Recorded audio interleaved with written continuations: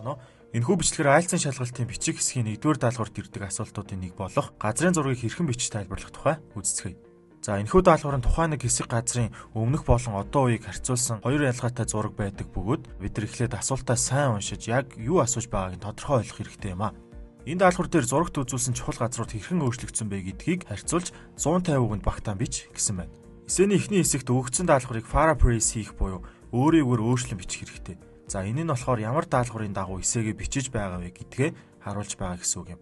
За тиймээс The map below shows the development of the village of Rymouth between 1995 and present. гэдгийг The illustration depicts the layout of the village Rymouth before and after its transformation.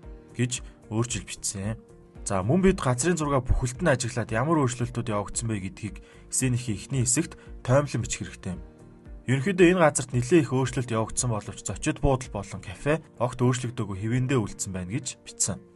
3 болон 4-р параграф буюу 3 болон 4-р зохисолбортоо өөрчлөгдсөн хэсгүүдийг маш тодорхой дүрслэн бичих хэрэгтэй. Жишээ нь тэнгисийн эрэг дагуух загасны дэлгүүр тэр чигтээ байхгүй болсон учраас энэ хэсгээс эхэллээ. За загасны дэлгүүрийн оронд 4 байшин баригдсан байгааг мөн бичиж байна. Үргэлжлүүлээд fishing port буюу загасчилдаг тавцсан мөн байхгүй болсныг дурдсан. Харин загасны дэлгүүрийн хойд талд байрладаг байсан дэлгүүрүүд зоогийн газар болж өөрчлөгдсөн байсныг энэ зохисолбортоо хамт бичиж байна. Учир нь газрын зурагт нэг дор ойролцоо байрлаж байгаа газруудын тухай хамтд нь нэг дор бичих нь зөв юм. Сүүлийн параграфт үлдсэн байрлалуудад ямар өөрчлөлт гарсныг бичье. 1995 онд тосгоны баруун хойд хэсэгт байсан 12 байшин дээр нэмээд 4 байшин барьсан байгаа нь харагдаж байна. За тийм учраас энэ хэсгийг бичиж өглөө. Харин зүүн хойд хэсэгт байсан фермийн газар болон ойн тэр чигтээ өөрчлөгдөж гольф болон газрын теннисийн талбай болсон байна. Мөн урт талд нь байдаг зочид буудлын хажууд машины зогсоол нэмж баригдсан байгаа ба энэ тухай бичснээр ерөнхийдөө бид бүх талбай хэрхэн өөрчлөгдсөн тухай бичиж дуусч байгаа юм.